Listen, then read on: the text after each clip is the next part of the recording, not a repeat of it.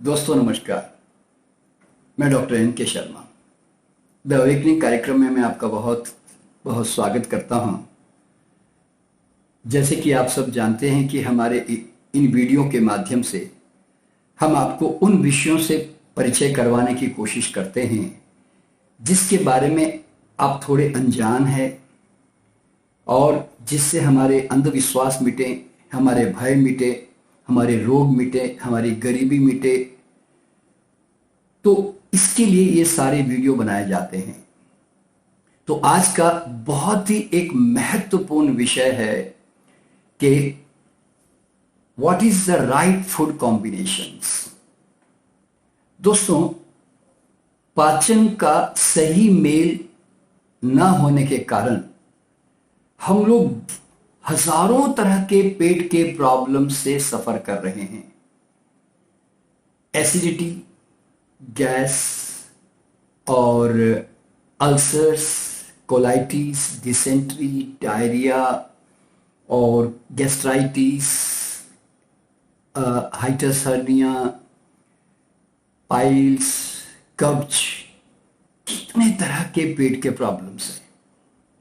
तो इन सब के पीछे क्या वो कारण है जिसके कारण हमारे पेट में खाना सड़ता है और सड़कर हमें पाचन संबंधी बड़ी बड़ी बीमारियों में डालता है और उसके कारण फिर और ज्यादा जटिल बीमारियां हमारे साथ जुड़ती चली जाती है।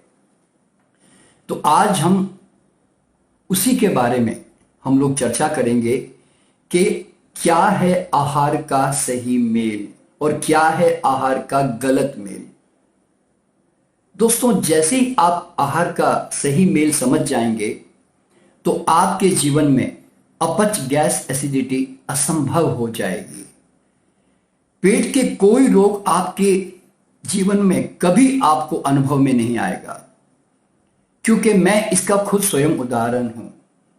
एक जमाने में दोस्तों, जब मैं भी आज से 50 साल पहले, क्योंकि अब मैं 70 साल का हूं, 50 साल पहले मैंने भी बहुत पेट के रोग भुगते। मेरे को पेप्टिक अल्सर हुआ, मुझे एसिडिटी थी, मुझे डायरिया, डिसेंट्री, गैस्ट्राइटिस, बहुत तरह की समस्याओं से जूझना पड़ा। और जैसे कि मैंने अपने पुराने वीडियो में आपको कहा कि मैं किडनी प्रॉब्लम से भी मैंने सफ़र किया, क्योंकि खाने पीने का बड़ा शौक था। तो मुझे नहीं मालूम था कि पेट के रोग होते क्यों हैं, और ये बात आपको भी नहीं मालूम। आपको जब भी कोई पेट के रोग होंगे तो आप सीधे किसी डॉक्टर के पास जाएंगे या आयुर्वेदिक चूर्ण खाएंगे और आप एंटासिड लेंगे या कोई गैस हरण करने वाली या अम्ल को थोड़ा न्यूट्रल करने वाली आप चीजें खाएंगे। कोई ठंडा दूध पी लेगा। इस तरह से किसी तरह एडजस्टमेंट करके हम चल रहे होते हैं, लेकिन हम रोग का जो मूल वास्तविक कारण है वो कारण हम कभी जानते भी नहीं, निकाल नहीं पाते हैं। तो रोग वहीं के वहीं बना रहता है। तो आपको अब यहां पे क्या समझना है कि परमात्मा ने हमारा शरीर ऐसा बनाया कि जिसमें हर एक अंग अपना परफेक्ट काम करना चाहता है। रोगी होना शरीर का मूल स्वभाव ही नहीं है। रोग तो आपको जबरदस्ती कमाना पड़ता है, मेहनत करनी पड़ती है उसके लिए। शरीर को रोगी होने का कोई शौक नहीं है। ये मेरे आपने हर वीडियो में आपने मेरे ये लेक्चर सुने हैं।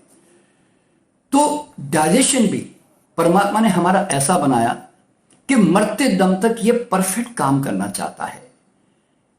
यानी कि आहार को 100% परफेक्ट पचाने के लिए हमारा डाइजेस्टिव मैकेनिज्म परमात्मा ने बनाया। खाना पेट में जाकर सड़ जाए, ये तो ऐसी ही घटना हो गई जैसे कोई यूं कहे कि भाई साहब, मैंने जर्मनी से करोड़ों रुपए की मशीन मंगवाई है और मैं जापान से धागा मंगवाता हूं जी साड़ी बनाने के लिए या कोई कपड़ा बनाने के लिए, लेकिन भाई साहब मेरे फैक्ट्री में कपड़ा नहीं बनता। वो जब अंदर फैक्ट्री में जाता है तो गुच्छा बन के पता नहीं क्या क्या बन के बाहर निकल जाता है। तो आप हंसोगे ना, आप कहोगे यार ऐसे कैसे आप इतनी अच्छी मशीन का इतना कैसे गलत उपयोग कर पा रहे हो। तो दोस्तों, इतनी मेहनत करके हम लोग खाना कमाते हैं, यानी कि हम कमाई करके खाना खरीदते हैं और फिर हम उसको खाते हैं और हमारे शरीर में जाकर वो सड़ गया और हमारे शरीर को पूरा नहीं मिला, तो फिर क्या फायदा जीने का। तो इसीलिए पेट नामक कोई चीज आपके पास है, आपको जिंदगी भर पता नहीं चलेगा जो मैं आपको बताने जा रहा हूं। दोस्तों, मुझे 50 साल से आज तक नहीं पता कि एसिडिटी क्या होती है, गैस क्या होता है, या कोई पेट में कब्ज क्या होती है। ये सब शब्द मैं भूल गया। और मेरे जीवन में मैंने आज तक कभी सोडा नहीं पिया। मैंने कभी इनो सोडा घर में आता ही नहीं, क्योंकि पेट खराब होता ही नहीं। रात को नींद इतनी बढ़िया होती है हमारी, मोशन 10 सेकंड के अंदर होता है, जरा सोचिए आप। और शरीर नामक मेरे पास कोई चीज है, ऐसा मुझे अनुभव में नहीं आता। स्वास्थ्य का मतलब भी यही है कि जहां शरीर का आभास ना हो, where you don't feel your body. स्वास्थ्य का मतलब है स्व में स्थिर हो गया। तो मैं स्व में स्थिर हो गया क्योंकि मैं कुदरत के नियम के साथ जुड़ गया। तो दोस्तों, तो कैसे करें हम अपने आहार का मेल कि जिससे कि आपके जीवन में पाचन संबंधी एक भी रोग कभी आपके नजदीक में ना आए और ना आपके परिवार को कभी भुगतना पड़े। तो क्या है वो आहार का मेल, आज हम वो चर्चा करेंगे। सबसे पहले हम लोग 4 प्रकार के हम लोग ठोस आहार खाते हैं जनरली। एक खाते हैं नॉनवेज, कुछ लोगों का आहार है अन्न दाल, कुछ लोगों का आहार है दूध दही पनीर, ये सॉलिड फूड है। और कुछ सॉलिड फूड है नट्स और सीड्स, यानी कि तेलीय बीज। तो ये 4 डिफरेंट सोर्स ऑफ आहार है। तो इनमें से कोई एक कैटेगरी आपको चुनना चाहिए सलाद और सब्जी के साथ, क्योंकि इन सब का, इन चारों का पाचन बिल्कुल अलग अलग है। क्योंकि हमारे शरीर का नियम है कि शरीर एक बार में एक प्रकार के ठोस आहार को अच्छी तरह डाइजेस्ट करता है, पूरे पाचक रस उसके लिए निकालता है। अगर वेराइटीज ऑफ स्टार्चेस या डिफरेंट काइंड्स ऑफ प्रोटीन्स अगर हमारे शरीर में जाते हैं तो शरीर हमारा बड़ा कंफ्यूजन में फंस जाता है और शरीर किसी का भी प्रॉपर अच्छी तरह से डाइजेशन नहीं कर पाता। दोस्तों, हमारे शरीर में ऐसा कोई प्रोविजन नहीं है कि मर्जी आए वैसे कॉम्बिनेशन का आहार डाल दें और शरीर उनको सबको बड़े आराम से, बड़े प्यार से पचा लेगा। दोस्तों, जरा एक नॉर्थ इंडियन खाने का आप जरा अंदाजा लगाएं कि आप अगर नॉर्थ इंडिया में खाना खाने जाते हैं तो आपके घरों में जनरली रोटी, रोटी के साथ दाल, दाल के साथ दही, पनीर, आलू, और नॉनवेज है तो फिर नॉनवेज, इतने तरह के आहार हम एक साथ खा रहे होते हैं। शरीर में कोई ऐसा प्रोविजन नहीं है कि जैसे कोई कहे कि रोटी ये तेरा वाला जूस, पनीर ये तेरे वाला जूस, अंडा ये तेरे वाला जूस, या आलू ये तेरे वाला जूस। ऐसा कोई हमारे शरीर में कोई प्रकार का ऐसा प्रोविजन नहीं है। हर आहार के पाचक रस की अलग अलग मांग होती है। कुछ आहार अम्लकारक एसिड में पचते हैं और कुछ आहार हमारे अल्कलाइन माध्यम में पचते हैं, यानी कि क्षारीय जूस होते हैं। तो अम्लकारक जो आहार है उसमें जनरली प्रोटीन आहार होते हैं, और जो क्षारीय आहार होते हैं उसमें जनरली स्टार्चेस होते हैं या फ्रूट्स वगैरह होते हैं, शुगरी फ्रूट होते हैं जिनके लिए अल्कलाइन जूस निकलते हैं। तो आपको समझना क्या है कि अगर आप सोचते हैं कि मुझे नॉनवेज खाना है, आप नॉनवेज ईटर हो। मैं अभी नॉनवेज खराब है अच्छा मैं उसकी चर्चा नहीं कर रहा हूं, मैं अभी कॉम्बिनेशन की चर्चा कर रहा हूं। तो नॉनवेज अगर आपके लिए आपका आहार है तो आप नॉनवेज के साथ में मैक्सिमम सैलेड्स और स्टीम वेजिटेबल्स ये तो आप ले सकते हैं। तो सलाद सब्जी के साथ आप कोई भी नॉनवेज, चाहे वो मीट हो, चाहे वो अंडा हो, चाहे मछली हो, चाहे कोई भी आपका जो भी एक या सी फूड हो, जो भी आपका आहार है, तो आप उसके साथ लें तो फिर आपके पेट में पूरी तरह प्रोटीन का अच्छा डाइजेशन होगा और आपको कोई प्रॉब्लम क्रिएट नहीं होगी इनडाइजेशन की। और अगर कोई कहता है नहीं मैं तो रोटी दाल खाता हूं जी, तो अन्न दाल भी अगर आप खाते हो तो अन्न दाल के साथ में भी आप ढेर सारा सलाद, आप सब्जियां, और यानी तो अंकुरित दालें, बस ये 3 कैटेगरी ही आप अन्न दालों के साथ खा सकते हो। बस इसके अलावा कोई भी चीज अन्न दाल के साथ ना खाएं तो आपके पेट में अपच नहीं होगा। और अगर आप कहते हैं कि नहीं अब भैया मैं तो दूध दही पनीर खाना चाहता हूं, तो दूध दही पनीर अपने आप में एक सॉलिड फूड है, और परमात्मा ने भी ऐसी रचना की है कि जब मां का दूध आता है तो उसने दांत नहीं दिए ताकि दूध का ही पाचन हो सिर्फ, और दांत आने के बाद में सारे प्राणियों का दूध समाप्त हो जाता है। तो इसका मतलब है कि दूध और बाकी सब कोई आहार साथ में कभी चलते नहीं है।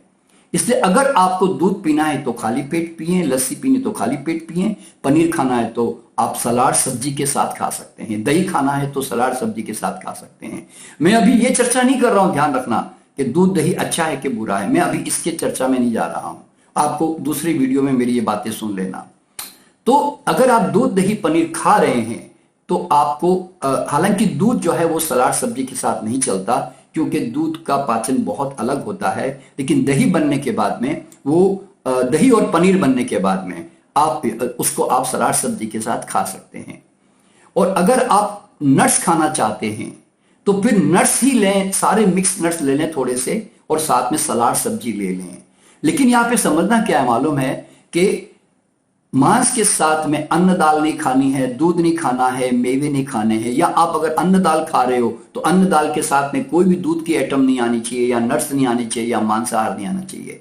तो आप मेरी बात समझ गए होंगे कि एक बार में एक प्रकार का कोई भी सॉलिड स्टार्च या सॉलिड प्रोटीन आपको लेना है।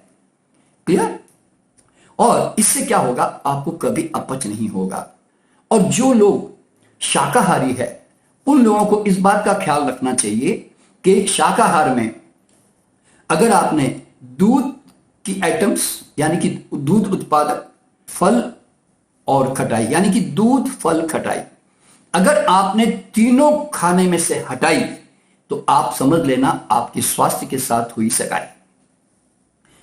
ये तीनों शाकाहारी लोगों के पेट के रोग का सबसे बड़ा कारण है। दोस्तों, दूध और अन्न कभी साथ में नहीं चलते। दूध अनाज दालों के साथ हमेशा सड़ता है। जैसे रोटी के साथ आप दही खाते हैं, बहुत सारा दही, या आप रोटी दूध में चूर कर खाते हैं, या आप कॉर्नफ्लेक्स और मिल्क लेते हैं, ओट्स एंड मिल्क लेते हैं, ब्रेड एंड चीज लेते हैं, रोटी और पनीर खाते हैं आप। तो इस तरह की जो कॉम्बिनेशंस हैं ये हमेशा पेट में सड़ते हैं। दोस्तों, एक बात ध्यान में रखना, मेरी बात को कभी मानना मत, मैं तो एक अवेयरनेस दे रहा हूं। अब अनुभव करके मान के फिर छोड़ना, ऐसे मत छोड़ना। आप 8-10 दिन नहीं खा के देख लो अपने पेट की अवस्था, और फिर खा के भी देख लो, नहीं खा के भी देख लो, और अपने इमोशन को, अपने पेट को ऑब्जर्व करो, आपको समझ में आ जाएगा। मैं तो छाती ठोक के बात करता हूं, 100% रिसर्च के बाद बात करता हूं, क्योंकि मुझे लोगों को कंफ्यूज करने का कोई शौक नहीं है, मुझे फालतू के उपदेश देने का कोई शौक नहीं है। मेरा एक ही मकसद जीवन में है कि लोग जागें और मस्ती से परम स्वास्थ्य, परम आनंद में जिएं। ये रोज के खाने की खिचखिच से, डू एंड डोंट से लोग मुक्ति पाए। तो इसीलिए आपको खाने में से दूध, दही, पनीर, खोया, ये चारों चीजें कभी भी अन्न दाल के साथ ना खाएं। और आपको जानकर के और ज्यादा हैरानी होगी कि सबसे ज्यादा दूध, दही, पनीर अगर किसी के साथ सड़ता है तो वो है दालें, यानी कि छोले, राजमा, पनीर, बेसन, जितनी भी दालें हैं, सोयाबीन, इनके साथ भूल कर भी कभी दही नहीं खाएं, कभी दूध ना खाएं, दूध नहीं पिएं, या उसको कभी मिक्स ना करें। ये हमेशा पेट में सड़ते हैं, यानी कि रोटी चावल से ज्यादा सड़ते हैं। तो इसीलिए अगर आपको दूध पीना है तो आप दूध खाली पेट अलग से पी लें, लस्सी पीनी है खाली पेट अलग से पी लें, आपको पनीर की सब्जी खानी है तो कभी कभार ओकेजनली आप उसको बना लें, एंजॉय कर लें। लेकिन कभी भी ध्यान में रखिएगा, इससे कोई बॉडी के नियम नहीं बदल जाते, लेकिन हमारा शरीर इतना भी कमजोर नहीं है हमारा शरीर बड़ा अकोमोडेटिव है, बड़ा टॉलरेंट है। वो किसी प्रकार के गलत आहार के कॉम्बिनेशन को किसी भी उसको पचाने की कोशिश जरूर करता है। इसीलिए कभी कभार अगर आप शौक से शादी ब्याह में गए और आपको खाना पड़ गया, तो आपको डर के जीने की कोई जरूरत नहीं है कि आज मैंने पनीर की सब्जी खा ली, मेरा पेट गड़बड़ हो जाएगा। इतना डरने की भी जरूरत नहीं है कि 2-4 दिन कभी शादी ब्याह में चल जाना पड़ गया, कभी अचानक कहीं बाहर चले गए और कॉम्बिनेशन सही ढंग का नहीं मिला तो खा ले। बॉडी अपने आप 2-4 दिन अकोमोडेट कर लेगी, लेकिन रोज रोज नहीं। It is not accounts which we practice occasionally. If we practice anything regularly, then it will account. वो फिर हिसाब किताब करेगा। तो इसीलिए कोशिश ये करें कि दूध, दही, पनीर, खोया खाने के साथ कभी ना खाएं। और अगर आप शादी ब्याह में भी जाते हैं तो कोशिश ये करें कि आप दूध की मिठाइयों को अवॉइड करें। अब अनाज दालों की जो मिठाइयां होती है उसको प्रिफर करें, उससे कम प्रॉब्लम होगी आपको। क्यों? अनाज के साथ चल जाता है इस कैटेगरी के साथ। और दूसरा जो कॉम्बिनेशन जो शाकाहारी के लिए मैंने बताया दोस्तों, वो है फल, जूस, चीनी, गुड़, शहद। दोस्तों ये सब शर्कराएं हैं। फल पेट में जाकर बहुत जल्दी पेट से निकल जाता है और छोटी आंतों में जाकर इनका पाचन होता है। यूं समझ लें कि अन्य दालों के साथ जब हम फल खाते हैं तो आप क्या करते हो, आगे बैलगाड़ी को भेजकर जो कि धीमे धीमे चलती है, आप उसके पीछे हवाई जहाज को भेज देते हो। तो इसीलिए फल पड़े पड़े पेट में सड़ जाता है। हम लोग क्या करते हैं, हम खाना भी खाते हैं और साथ में फल भी खाते हैं। तो हमेशा ध्यान में रखना, फल खाने के साथ हमेशा सड़ता है। और खाने के साथ कई लोग है ना जूस वगैरह भी पीते हैं। अमेरिकन ब्रेकफास्ट खतरनाक है, बता रहा हूं, खतरनाक। तो जूस जो है अगर आपको पीना है, अब खाने से आधा घंटा पहले पी ले ताकि वो नीचे खिसक जाए। और अगर आपको लगता है कि फल भी सामने आ गया और फल खाने का मूड भी है और साथ में खाना भी है, तो दोस्तों आधा घंटा पहले पेट भर के फल खा लें या जितना खाना है खा लें, फिर आधा घंटा रुककर बाद में फल खाएं ताकि खाना खाएं ताकि आपका फल नीचे खिसक जाए। और खाने के बाद कम से कम 4-5 घंटे तक, जब तक पेट खाली नहीं होता आपका और आपकी भूख नहीं खुलती, तब तक आपको फल टच भी नहीं करना चाहिए, नहीं तो पेट में सड़ जाएगा। और जब तक भूख नहीं लगती तब तक जूस भी नहीं पीना चाहिए। हाँ, जूस कौन सा पिया जा सकता है? वेजिटेबल जूस, सब्जियों के जूस, हरी पत्तियों के जूस, गाजर का जूस, घिया का जूस, इस तरह के, नारियल पानी है, इस तरह के जो जूस होते हैं ये टॉलरेबल है। हालांकि मैं खाने के साथ बहुत ज्यादा लिक्विड लेने के पक्ष में नहीं हूं, लेकिन फिर भी अगर कभी जरूरत पड़े तो आप ले सकते हो। तो कोशिश करें कि फल हमेशा एज ए सेपरेट मील की तरह लें और फल कभी किसी के साथ मिक्सअप ना करें। और जूस भी जो है वो भी हमेशा खाली पेट अलग से लें या खाने से पहले ले लें, लेकिन खाने के साथ भी नहीं, खाने के बाद भी नहीं। और देखिए, पहली बात तो चीनी, गुड़ और शहद जो है, पहली बात तो शुगर केन में से चीनी निकाली क्यों? और निकाल दी तो अब आप फालतू में दूसरी चीजों में डालने की कोशिश कर रहे हो। शुगर के प्रेजेंस में स्टार्च या प्रोटीन का कभी अच्छा डाइजेशन नहीं होता। दोस्तों, अगर आप मान लो दूध पीते हो और दूध अगर प्लेन पी रहे हो बगैर चीनी के, तो आपके पेट में एसिडिटी नहीं बनेगी। लेकिन अगर आप एसिडिटी के पेशेंट हो, आप कभी भी नोट कर लेना, अगर आपने चीनी डाल के दूध पिया तो आपकी एसिडिटी डबल हो जाएगी, क्योंकि शुगर जो है वो कभी भी दूध का पाचन ढंग से नहीं होने देगी और उससे एसिडिटी बनेगी ही। अगर आप सोचते हो कि मैं लस्सी में चीनी डाल के मैं लस्सी पी रहा हूं, तो चीनी जो है आपके खाने को सड़ा के छोड़ेगी। तो अब हमारी मिठाई खाने की आदत है, क्या करें?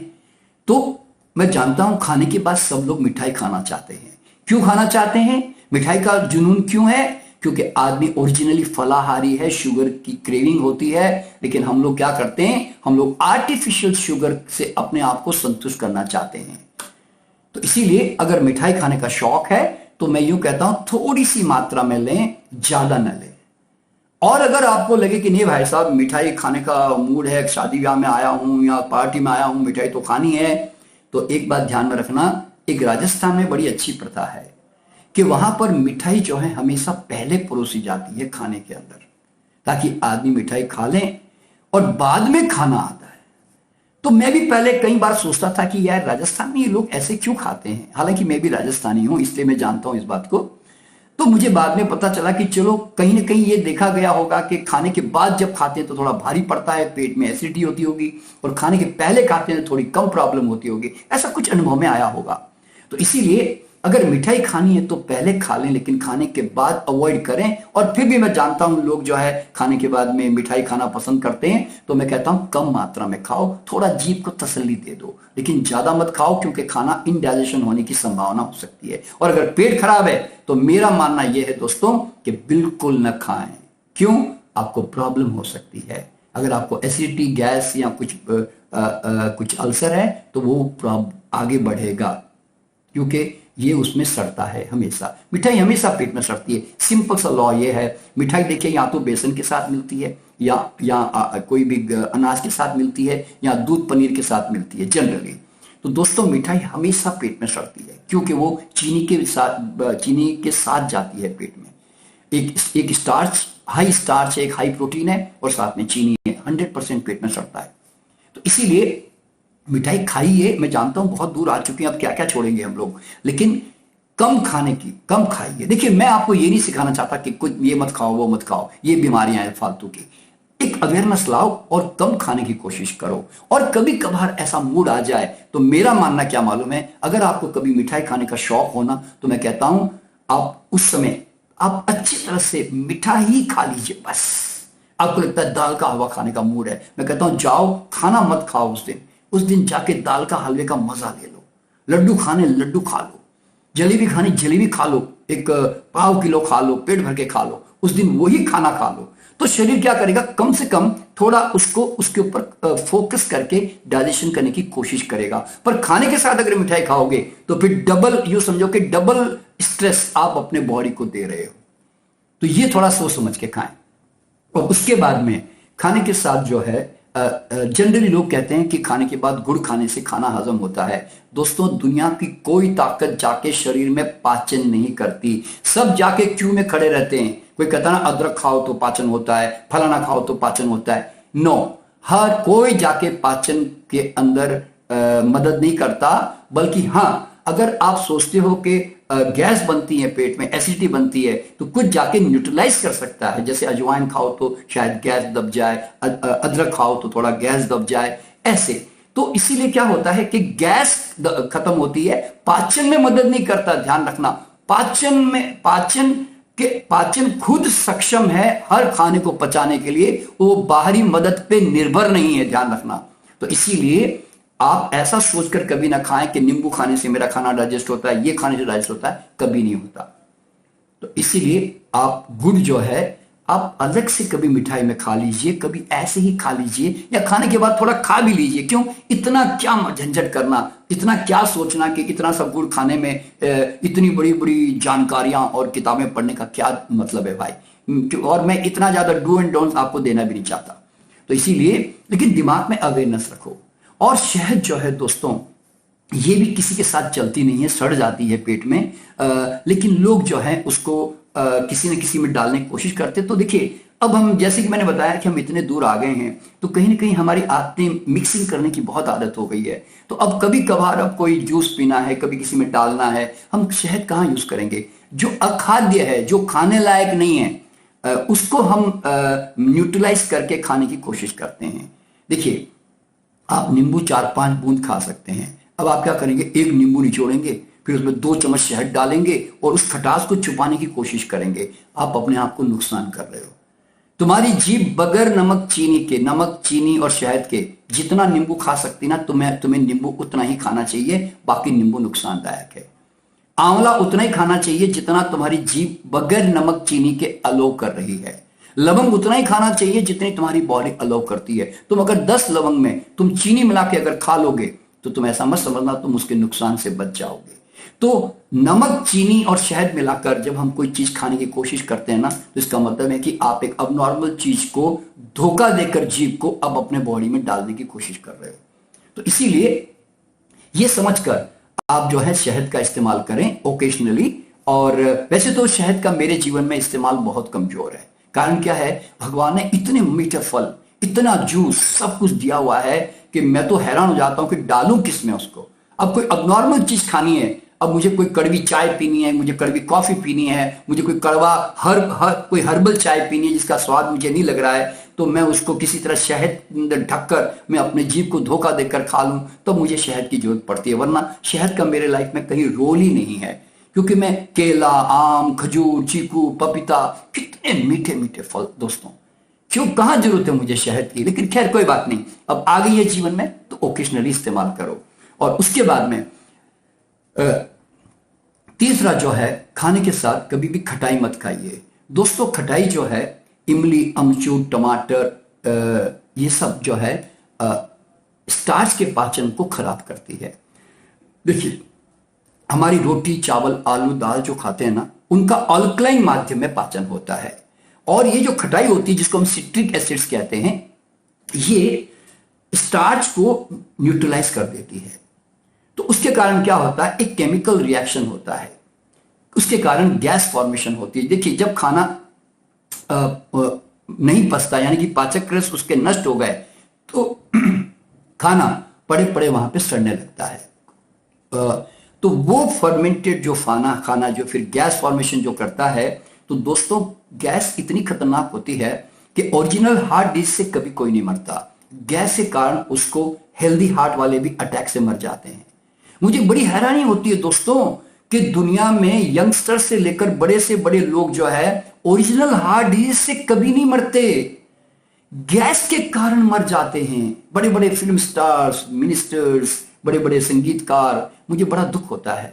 और इतनी छोटी सी बात को लोग जानते नहीं कि खाने में कॉम्बिनेशन सही होना चाहिए। तो खटाई जो है वो हर स्टार्च या प्रोटीन के पाचन को खराब करेगी। देखिए, पहली बात तो क्या मालूम है, हर चीज में अपना अलग अलग स्वाद है, तुम्हें डालने की जरूरत क्या पड़ रही है भाई। पर अब आदमी तो खुरापाती है, अब हर 50 चीजें मिलने की उसने क्या बोलते हैं, रिसर्च कर ली है। तो भाई अब ठीक है, अब हमें थोड़ा तकलीफ दे रहा है तो हमें उसको छोड़ना पड़ेगा। तो इसीलिए नींबू, इमली, अमचूर, टमाटर जो है ये आपके गैस के बहुत बड़े कारण है। गैस के कारण दोस्तों आपको मिर्गी के दौरे आते हैं, क्योंकि वो वायु रोग है। गैस के कारण आपके जॉइंट्स पेन बढ़ जाते हैं। गैस के कारण आपको अस्थमेटिक अटैक आते हैं, क्योंकि डायाफ्राम पे प्रेशर पड़ता है। गैस के कारण आपको रात भर नींद नहीं आती, आपको अजीबो गरीब डरावने सपने आते रहते हैं। दोस्तों, जिनका मध्य प्रदेश ठीक रहता ना, तो उसका उत्तर प्रदेश ठीक रहता है। अगर मध्य प्रदेश गड़बड़ है ना, तो आपकी नींद आपको रोज गाइड करती है कि आज आपने खाना किस तरह का खाया। दोस्तों, आप रात को गेहूं खाते, दाल खाते हो, चावल खाते हो, नॉनवेज खाते हो या मिक्स खाना खाते हो, उस आपकी नींद आपको बता सकती है उस दिन की कि आपका खाना किस तरह पचा, अगर आप ध्यान से देखो तो इसीलिए अगर आपका पाचन शांत है, अच्छे ढंग से पचा, तो आपकी नींद बहुत गहरी होगी, शांत होगी, सपने भी कम होंगे। 80% दोस्तों सपने जो आते हैं ना, वो हमारे पेट खराब होने के कारण आते हैं। बाकी तो इंट्यूशनल गाइडेंस या कोई चिंता या तनाव से जो पैदा होते हैं वो अलग है। तो कहने का मतलब है कि खटाई जो है वो आप अपने खाने में कम करने की कोशिश करें। देखिए, मैं जानता हूं भारत के अंदर टमाटर, अमचूर, ये सब डालने की बहुत आदत सी पड़ गई है। वैसे दुनिया में ज्यादा कहीं नहीं है, ये भारत में ही प्रॉब्लम है सारी फूड कॉम्बिनेशन की। तो आप कभी कभार शौक से टमाटर वाली कोई सब्जी या अमचूर वाली कोई सब्जी या कोई कच्ची इमली वाली कोई सब्जी, अगर आपको ऐसा डालना है तो वो कभी कभार एंजॉय कर लें। जैसे कि मैंने बताया, बॉडी इतनी कमजोर नहीं है, बड़ी अकोमोडेटिव है, तो एडजस्टमेंट कर लेगी, संभाल लेगी, 2 दिन 3 दिन संभाल लेगी, बाद में नहीं। अगर रोज है आपके खाने में, तो आज नहीं तो कल उसका दुख भुगतना पड़ेगा। तो इसीलिए खाने में से जैसी खटाई निकली, स्टार्च का पाचन परफेक्टली होगा, सड़ने का कोई रास्ता नहीं है। तो खटाई जो है खाने में से निकालें। अब जैसे हमारे खानों में खटाई में क्या होता है, देखिए इडली और सांबर खाते हैं जनरली लोग, तो सांबर अगर अगर आपने कभी नोट किया होगा कि उसमें इतनी इमली डाली जाती है कि आपको अक्सर इडली सांबर खाने के बाद थोड़ा सा आप जब डकार करते तो थोड़ी सी यहां जलन सी आती है। क्यों? दाल सड़ रही है इमली के कारण। इसी तरह कई लोग बहुत सारा अचार बहुत सारा खा लेते हैं, अचार चटनी खा लेते हैं। दोस्तों देखिए अचार चटनी हम लोगों ने अपनी जीभ को थोड़ा मजा देने के लिए बना तो दिए, लेकिन उसको ओकेशनली इस्तेमाल करें, रेगुलर इस्तेमाल ना करें। अगर अल्सर है, गैस है, एसिडिटी है, पेट खराब है ना, तो दोस्तों इन चीज खटाई का बिल्कुल इनको अपने खाने में से निकाल दें। जब आपको लगता है कि आप स्वस्थ हैं और पेट नॉर्मल है, तो कभी कभार इन चीजों को एंजॉय करें। मैं किसी चीज का विरोधी नहीं हूं, मैं कहता हूं नहीं खाना मत सीखो, कम खाना सीखो हमेशा, जिससे कि पेट जो है आपका बढ़िया ढंग से चलता रहे। तो खटाई जो है, अगर आपको सलाद में खाना है तो आप पहले सलाद में खा लें खटाई, लेकिन और सलाद में जितनी चाहे आप चटनी खा लें, उसके अंदर नींबू डाल दें, टमाटर डाल दें, कच्ची इमली डाल दें, कच्चा आम डाल दें, कोई दिक्कत नहीं। लेकिन जैसे ही खाना आया तो फिर नींबू, इमली, टमाटर ये सब जो है हटा दिया। अच्छा, अब इसमें एक बात और समझाना चाहता हूं कि टमाटर जो है वो क्यों इतना प्रेफरेंस दिया जाता है खाने में, क्योंकि वो बाकी जो सिट्रस फ्रूट्स हैं जितने भी, उसके मुकाबले वो थोड़ा कम सिट्रिक एसिड है, खटाई उसकी थोड़ी कमजोर है, ज्यादा स्ट्रॉन्ग खटाई नहीं है। इसीलिए कई बार हम जो है उसको हम अपने खाने में इस्तेमाल कर लेते हैं, लेकिन फिर भी कोशिश ये करें कि हर सब्जी में टमाटर, हर चीज में टमाटर, जो आदत पड़ चुकी है ना, आप उससे बाहर निकले। अगर पेट को ठीक रखना चाहते हो तो आलू में टमाटर, दाल में टमाटर, कितनी चीजों में हम टमाटर डालते हैं। पंजाबी सब्जियां तो जितनी भी है वो तो बगैर टमाटर के बनती नहीं है। प्याज टमाटर भुने बिना कोई सब्जी नहीं बनती पंजाबी सब्जियां, और इसीलिए वो बीमारी की एक बहुत बड़ी जड़ बन जाता है। तो इस तरह से खटाई को अपने खाने में से कम करें। अब आपको पता कैसे चलेगा कि आपका खाना डाइजेस्ट हो रहा है? दोस्तों अपने स्टूल को रेगुलरली वॉच करो। अगर आपका खाना सचमुच भूख से गया और खाना आपका सही कॉम्बिनेशन से गया और पचा, तो आपका स्टूल बंधा हुआ होगा, जल्दी होगा कुछ सेकंड्स में, और पॉट पे चिपकेगा नहीं, उस पर बदबू नहीं होगी। अगर आपको लगता है कि नहीं भैया सेमी सॉलिड है, बार बार जाना पड़ता, बदबू भी होती है, तो समझ लेना भाई साहब आपने मशीन में धागा तो डाला, कपड़ा नहीं बना, गुच्छा बन के निकल गया। और आप भी किस बात से खुश होते हो कि कमबख्त निकल तो गया। अरे भाई, निकल जाने को मोशन नहीं बोलते हैं, फैक्ट्री में माल बराबर बनना चाहिए। तो अब ये किसी को नहीं मालूम कि मेरा मोशन ऐसा क्यों आता है, इतनी सड़न क्यों होती है। जरा आप सोचिए ना। अब मैं सॉरी, मुझे ये बताते हुए अच्छा तो नहीं लगता, लेकिन आपको जानकारी के लिए बता रहा हूं। आप गाय का गोबर, आप घोड़े का गोबर, यानी तो बकरी की मींगनियां, यानी तो किसी और भी जानवर का, चाहे वो कोई भी शाकाहारी प्राणी हो, आप उसका गोबर उठा के हाथ से आप रख लोगे और आपको कोई घिन नहीं आएगी। क्यों मालूम है? एक्चुअल में दोस्तों पेट से क्या निकलना चाहिए मालूम है? छिलका और बीज, बस। लेकिन चूंकि हमारा खाना बगैर भूख के जाता है और कॉम्बिनेशन गड़बड़ होके जाता है, तो इसके कारण सड़न पैदा होके हमारा मोशन बाहर निकलता है। आदमी के सिवा दुनिया में किसी के मोशन में इतनी बदबू नहीं होती जितनी हमारे होती है, और हम उसको नॉर्मल मानते हैं। हमें वो ओडोनिल लगाना पड़ता है अपने बाथरूम में। तो ये सब क्यों करना पड़ता है? क्योंकि आप इतना सड़न अपने पेट में पैदा करते हो। तो इसीलिए आपका भी मोशन सचमुच ऐसा होगा। दोस्तों मेरे बच्चे को मैंने जब नेचुरल फूड पे रखा बचपन में, तो उसके पायजामे से मोशन ऐसे खिसक के निकल जाता था, और लोग आकर कहते थे भाई साहब आपके बच्चे ने कहीं टट्टी की है।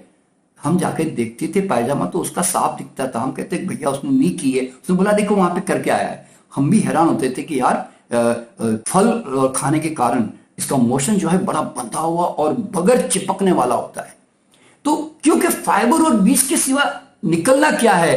अनवांटेड चीजें तो निकालने के लिए हमारा इंटेस्टाइन बना है। सड़ा हुआ खाना निकालने के लिए हमारी इंटेस्टाइन डिजाइन नहीं है, ध्यान रखना।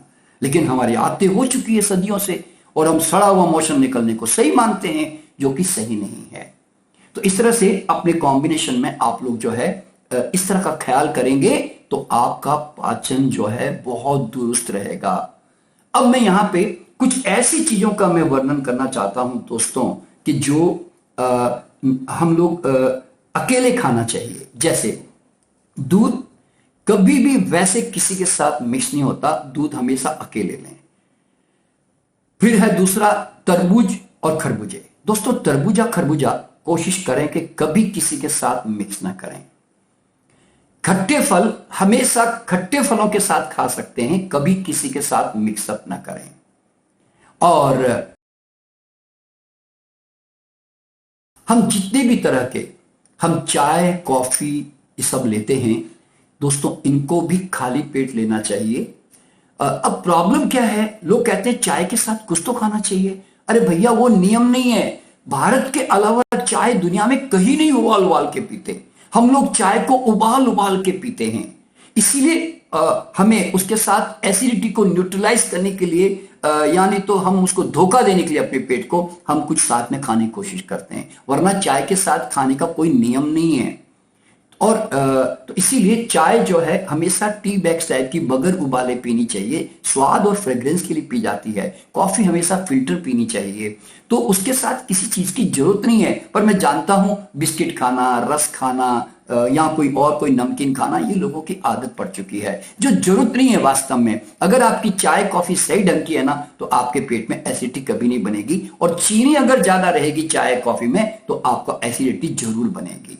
और फिर आप उसको सोचते हो कि मैं खाना कुछ रोटी खा के ऊपर से पराठा खा के या मैं ब्रेड खा के मैं उसको शांत करूं, तो आप दो तरफ से अपने आप को धोखा दे रहे होते हो। एक तो उसकी एसिडिटी हो रही है वो आप जानने नहीं देते, और दूसरा आप उसको जो है दबाने की कोशिश करते हो। तो इसीलिए चाय जो है कॉफी अकेले पीनी चाहिए, और खाने के साथ कभी भी भूल करके चाय कॉफी नहीं पीनी चाहिए, क्योंकि वो उसका पेट में जाते ही वो एक ऐसा वातावरण क्रिएट करती है कि जिससे पाचक रस पूरे डिस्टर्ब हो जाते हैं, और वो एक प्रकार से यूं समझो कि वो बाधा है पाचन में। लोग क्यों खाने के बाद चाय कॉफी पीते हैं, इसका कारण क्या है? इतना घी तेल वाला चीज खा लेते हैं कि उनको लगता है कि मैं गरम गरम कोई चीज पी लूंगा तो मेरा थोड़ा सा जो है पेट ठीक हो जाएगा। तो ये बहुत गंदी आदत है, बोल रहा हूं घटिया आदत है। ये इनडाइजेशन का बहुत बड़ा कारण है। चाय कॉफी में कुछ ऐसे तत्व होते हैं दोस्तों कि जो आपके डाइजेशन को रोकते हैं, उसको हिंडर करते हैं, यानी कि बाधा डालते हैं। तो इसीलिए चाय कॉफी अगर पीनी है तो कभी खाली पेट अलग से पी लो, लेकिन खाने के साथ कभी मत पियो। और खाने के साथ कभी भी ध्यान में रखें, पानी भी ज्यादा नहीं पीना चाहिए। पहली बात तो जो खाना पानी मांगे वो खाना सही नहीं है, वो ज्यादा प्रॉब्लम क्रिएटर है। पानी कौन सा खाना मांगता है? जिसको पाचक रस ज्यादा निकालना पड़ता है और वो आपको प्यास लगाता है, वो खाना कभी शरीर के लिए अच्छा नहीं होता। तो इसीलिए खाना वो होना चाहिए जिसमें वाटर कंटेंट जो है नेचुरल ढंग से हो। अब देखिए ना, आप अगर फल खाओगे, सलाद खाओगे, तो कभी क्या आपको कभी पानी की इच्छा होती है? क्योंकि वो नेचुरल है। इसी तरह अगर आप पानी में उबला अन्न खाओगे, जैसे दलिया खाओगे, खिचड़ी खाओगे, तो पानी ऑलरेडी आ जाता ना, तो पानी की जरूरत नहीं पड़ती। लेकिन जैसे ही आप तला हुआ खाना, मसालेदार खाना, हेवी खाना खाते हो, तो फिर बॉडी क्या करती है? वो डाइजेस्ट करने के लिए एक्स्ट्रा जूसेस सीक्रेट करती है, तो पानी की प्यास लगाती है। तो आपको क्या करना है? खाने के साथ 2-4 घूंट पानी जरूर पीना चाहिए, क्योंकि आपका शरीर आपको गाइड कर रहा है कि पानी चाहिए। अगर तुम सोचते हो कि नहीं, फलाने महात्मा ने कहा, फलाने किताब में लिखा खाने के साथ पानी नहीं पीना चाहिए, तो तुम अपना नुकसान कर रहे हो। आपकी बॉडी की भाषा मानो, सारे डॉक्टर झूठ, सारे वैज्ञानिक झूठ, सारे संत महात्मा भी झूठ, सिर्फ तुम्हारा शरीर सच। बस शरीर कहता है ना पानी ला, आपने मिर्ची खाई है, एक मसालेदार खाना खाया, आपने तला हुआ पराठा खाया, और फिर शरीर पानी की मांग करता है, तुम कहते नहीं मैं तो 1 घंटे तक पानी नहीं पीऊंगा, तुम नुकसान करते हो। तो इसीलिए खाना, बॉडी अगर पानी मांगे तो मैं ये नहीं कहता कि ग्लास भर के पी लो, मैं कहता हूं 2-4 घूंट पी के शांत करो, क्योंकि वो बॉडी की डिमांड है। और अगर खाना चबा के खाओगे तो फिर आपको और पानी की कम जरूरत पड़ेगी, और अगर उसके अंदर वाटर कंटेंट है तो फिर और कम जरूरत पड़ेगी। तो इसीलिए अब पानी की मांग करवाने वाले जो फैक्टर है, तला हुआ, मसाला, इरिटेबल, केमिकलाइज्ड, तो इन आहार से छुटकारा पाने की कोशिश करो, क्योंकि पानी खाने के साथ जाने से डाइजेशन कभी अच्छा नहीं होता। थोड़ा पानी चाहिए आपके खाने के अनुसार। तो इसीलिए तो दोस्तों देखिए, मैं भी फलाहार पे रहता हूं, मेवों पे रहता हूं। मुझे पूरे दिन भर में पानी की कहीं जरूरत नहीं पड़ती, क्योंकि मेरे अंदर ना तो नमक गया, ना कोई मसाला गया, ना कोई सूखा अन्न गया, तो ना कोई तला हुआ खाना गया। तो मैं पानी पीऊँ कहां से? तो इसीलिए जो खाना जितना पानी की मांग करवाता है ना, आप समझना आपके पाचन ग्रंथियों पे बोझ है, वो आज नहीं तो कल आपको नुकसान 100% करेगा। तो इसीलिए अपने खाने को कोशिश करें कि वाटर कंटेंट वाला बनाएं और अच्छी तरह चबाएं। तो उससे क्या होगा, आपका पानी की नीड जो है आपको कम होने लगेगी। सिंपल सी बात है, ठीक है। तो पानी भी जो है हमेशा अकेले पीना चाहिए। क्लियर? अच्छा, शरबत पीने की आदत होती है, तो शरबत भी कभी खाने के साथ नहीं पीना, वो भी हमेशा खाली पेट पीना चाहिए, क्योंकि वो चीनी से भरा हुआ है और 90% हर शरबत में सिर्फ चाशनी और शुगर होती है, जो बहुत बॉडी को एसिड क्रिएट करती है। तो कोशिश करें कि शरबत भी कभी खाने के साथ नहीं लेना चाहिए। तो ये थोड़ी चीजें आप अगर जान जाओगे तो आप बहुत बड़े अपच से बच जाओगे।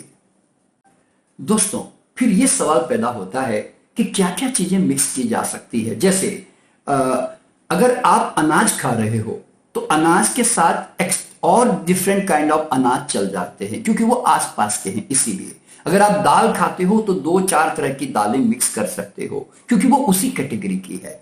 अगर आप नट्स खाते हो तो आप नट्स यानी कि मेवे, तो उसके साथ आप वो मिक्स कर सकते हो, यानी कि 2-4-5 तरह के नट्स खाने में कोई दिक्कत नहीं होती। और अगर आप फ्रूट्स खाते हो तो आपको सिर्फ फ्रूट्स में इतना ही ध्यान रखना है कि कई फल बहुत एक्सट्रीम मीठे होते हैं, कुछ फल एक्सट्रीम खट्टे होते हैं। तो खट्टे जो है वो एकदम मीठे के साथ ना खाएं। हाँ, मीठे फल के साथ कितने भी 2-4 तरह के या थोड़े आधे जो खटमीठे हैं, यानी कि थोड़ा खटास है थोड़ी मिठास है, जैसे अंगूर है, एप्पल है, अमरूद है, तो ऐसे खाने इस तरफ भी दोनों तरफ भी जा सकते हैं। जो जिसको कहते हैं सब एसिड फ्रूट, जिसमें कम खटाई है और मिठास भी है, तो वो दोनों तरफ जा सकते हैं।